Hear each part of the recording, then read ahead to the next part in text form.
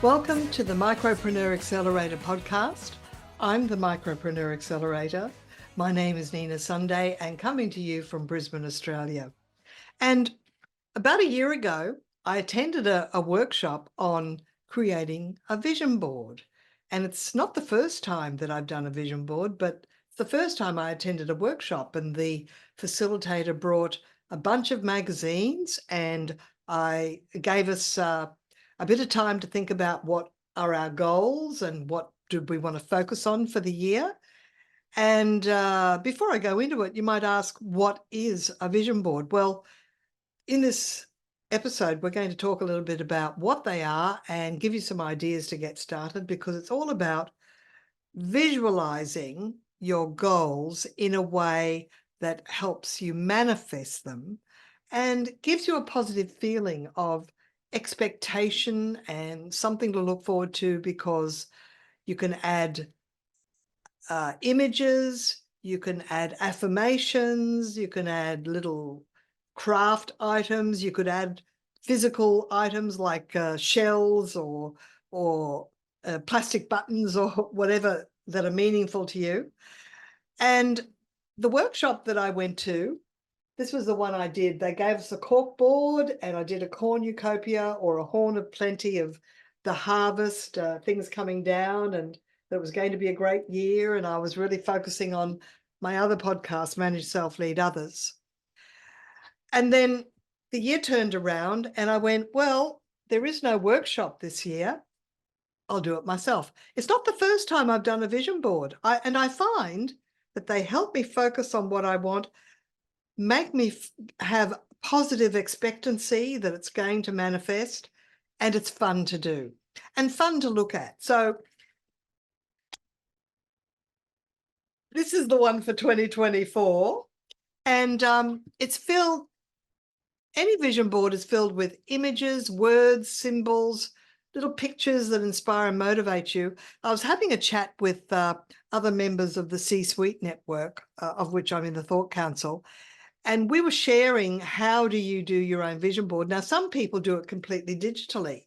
They'll go in, get pictures off the net and just create a document that they can then either print off, or, as one told me, they take a photograph of their vision board and then make that the opening image on their phone. And I thought, that's a great idea. I think I'll follow that. And basically, it helps inspire, like you might have a positive word for the year. I remember in the very early days of my business, one of the first words I chose was flow.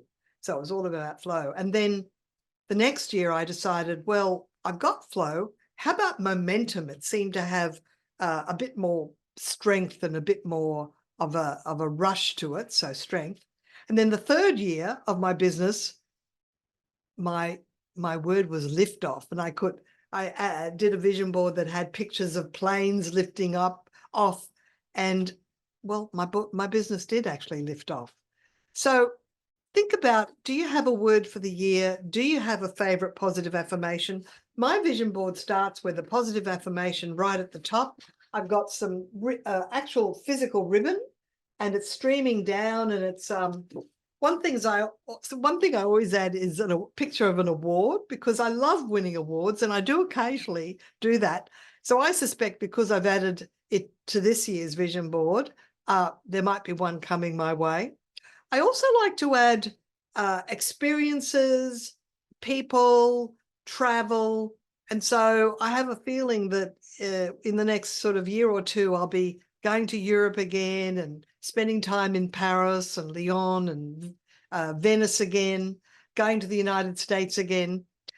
They are effective because they are a visual reminder of what your intentions are, and it can help you stay focused. I can remember when I lived in Sydney, and Sydney winters are a little bit colder and longer than they are here in Brisbane. And I can remember when I would have to get up in the dark in order to leave home at 6 a.m. in order to get to the location where I'd be doing some workplace training.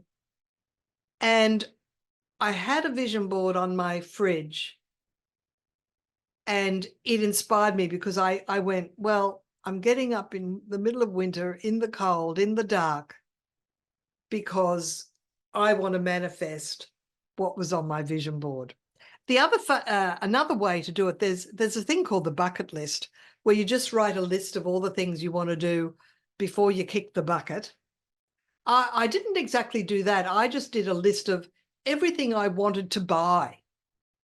And I just did it as a little list because, look, financial responsibility means just because you want something doesn't mean you go out and buy it.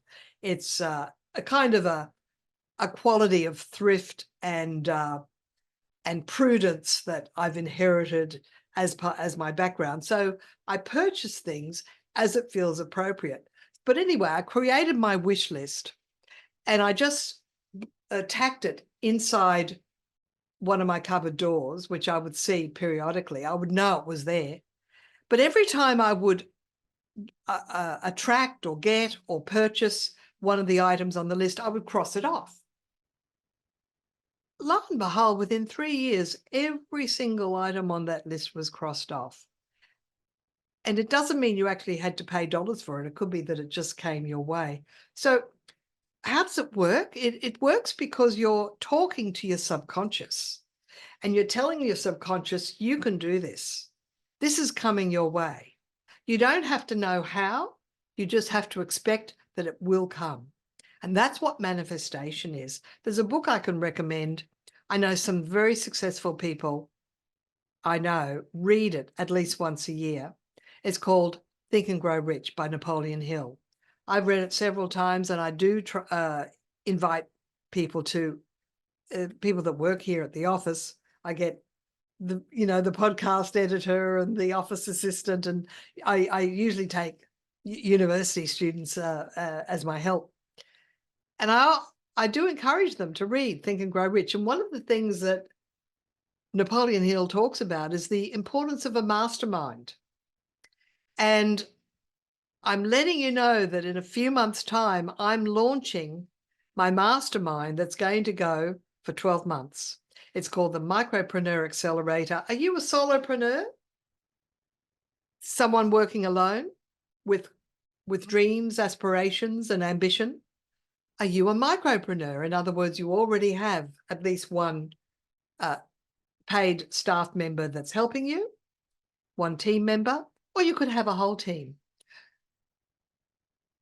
In the course of a decade, I grew my team from 0 to about 10, but to a 7-figure business. Now, in an upcoming episode, I'm going to tell you a story about how the Sydney Olympics, while it was exciting for the city and exciting to go to the Olympics when I was living in Sydney, it was a punch in the guts for my business. And I'll explain why in a future story. But I've traveled the path. I had good and bad experiences. I took certain paths and found they were dead ends, and managed to find my way back in order to self-correct and take a different route. I'm going to be sharing that in this podcast. And I hope that this is called Sending the Elevator Back Down. I hope that my experiences will inspire you to dream big and believe that you can do it and that anything is possible.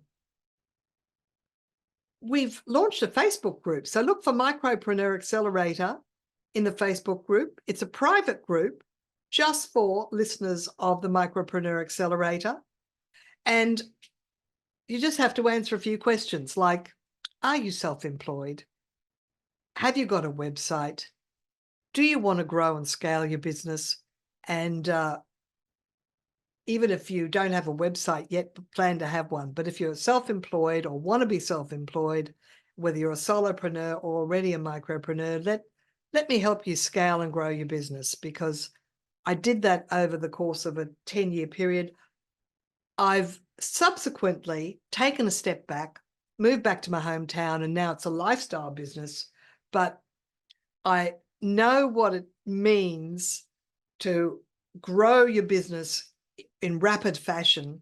And I'd like to share with you my highs and lows and help you avoid the snakes and ladders game. Like, the ladder is great, but it's the snakes you want to avoid. So if you know that old parlor game, board game, snakes and ladders, some things take you up and other things slip you right down to the beginning again. So thanks for listening.